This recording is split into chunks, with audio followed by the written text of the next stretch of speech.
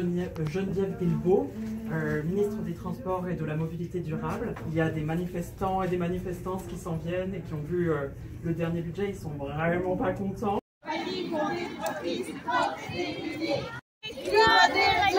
C'est assez! Le gaz, le pétrole, on en a ras-le-bol! Le gaz, le pétrole, on en a ras-le-bol! Transport électrique, faut citer! Le transport collectif, faut retourner! Puis ils veulent vraiment plus d'investissement du provincial dans le transport collectif. Madame Geneviève Guilbeault, ministre des Transports, les manifestants arrivent, en fait, ils sont là. On nous a envoyé des tonnes de témoignages de la population dans la Naudière. Les gens se questionnent, ils ne trouvent pas que c'est normal qu'on parle de mobilité durable sans financer adéquatement le transport collectif. Mais je me demande qu'est-ce qui se passe ici, là. Ce que j'ai compris, ils gèrent la voirie, font de l'asphalte, grattent la route, enfin ce genre d'affaires. Mais j'imagine quand on a voulu mettre durable dans le nom, c'était pour avoir de l'asphalte qui dure plus longtemps. Apparemment, c'est pas tout le monde qui possède une voiture. Les services dans les villages ont presque tous fermé. Des personnes âgées doivent se déraciner de leur réseau social pour avoir accès à des soins de santé. Mais en plus, avec la crise du logement, les gens sont pas capables de se reloger proche des services. Puis les jeunes, c'est pas tout le monde qui peut se faire lifter à l'école, au travail, dans les activités de loisirs. Rajouter à ça un peu de polluants des voitures, hein? Même celles électriques, hein, on va se le dire, les batteries, c'est pas super écolo. En plus, il faut aller chercher des minéraux sur les territoires autochtones non cédés. Il va falloir trouver quelque chose à leur dire, là, ils s'en viennent, là, ils veulent qu'on leur parle. Là. Je vais vous annoncer avec ça.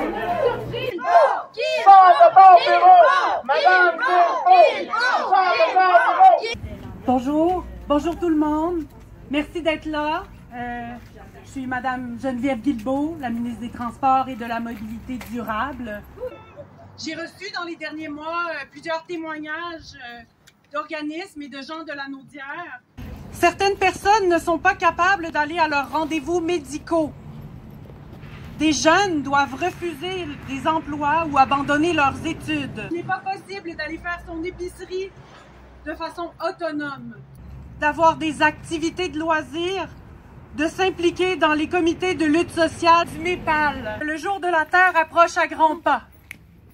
Et parce que, comme vous le savez peut-être, le capitalisme, système économique qui favorise les plus riches de ce monde, pousse l'humanité vers la catastrophe climatique et environnementale. C'est toi qui écris ça? Le transport arrive en deuxième position des secteurs les plus polluants. Le développement de l'industrie automobile, les routes ont toujours été motivées par l'intérêt d'une poignée de gens très riches avec beaucoup de pouvoir. Les gouvernements ont d'ailleurs contribué énormément à ce développement et sont fiers de favoriser la croissance des inégalités économiques et sociales. Bon, c'est pas très joyeux, hein, tout ça, avec les feux de forêt incroyables, les déplacements forcés de la population, la fermeture des services de proximité dans les villages, la centralisation des soins de santé, la crise du logement. Mais je peux vous assurer que le gouvernement du Québec fait tout pour garantir l'intérêt des plus riches, des chefs d'entreprise, des multinationales. Ce que veut dire Madame la ministre, c'est des plus vulnérables. Oui, des plus vulnérables. Donc, dans les régions, partout au Canada, il y a eu beaucoup d'études qui ont été réalisées sur la question des transports collectifs et je les ai toutes lues, évidemment.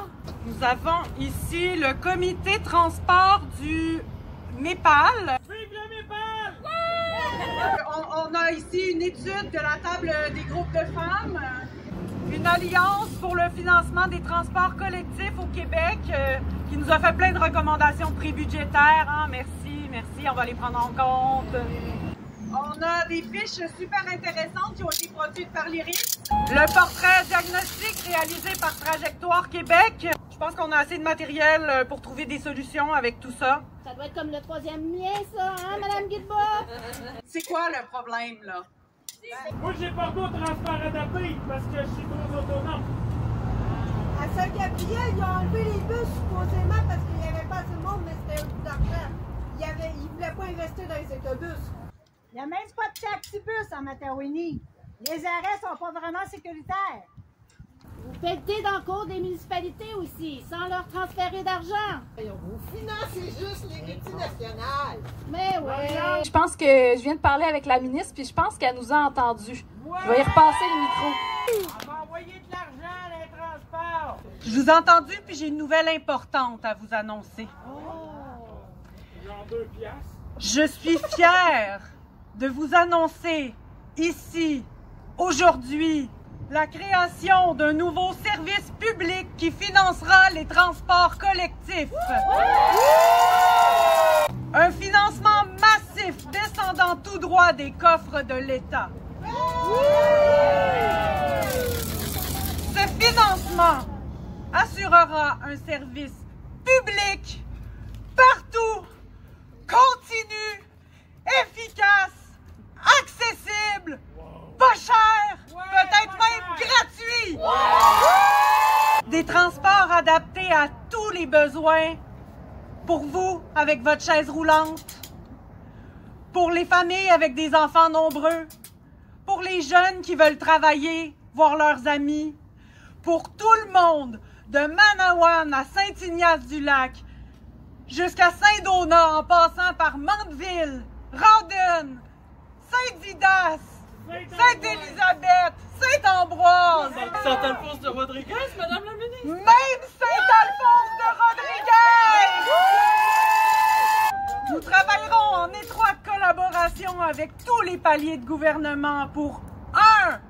Faciliter l'accès à des services de proximité dans vos villages et vos quartiers. 2. En assurant un accompagnement équitable des instances. Et 3. En offrant des conditions de travail aux chauffeuses et chauffeurs décentes et très intéressantes. Merci.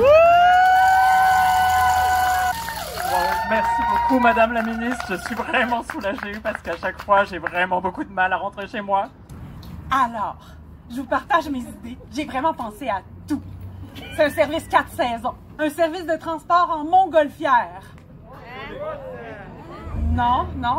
On va déployer des centaines de tandems. Ça, c'est mon idée préférée. Attendez, ça va être guidé par des coachs de spinning. Puis au printemps, avec la crue des eaux, on va pouvoir descendre les rivières sur des billots. Ben oui! Non. Peut-être que pour savoir comment qu'on pourrait faire, ça serait de vous demander votre aide. Mon attaché politique va se faire un plaisir de prendre vos propositions, puis peut-être que quelqu'un du MEPAL pourrait m'aider parce que j'ai pas vraiment appris à faire de la politique en éducation populaire autonome. Il ne reste que quelques heures avant la nuit. Ça fait 4 jours de marche que je circule sans répit. Pourquoi le gouvernement me rend ça compliqué? Le virage vert était de la priorité. Tout ça a commencé il y a plusieurs années, alors que mes ancêtres étaient omnubilés à se déplacer plus vite d'un point A au point B. Mais au bout de 100 ans, des gens les ont avertis.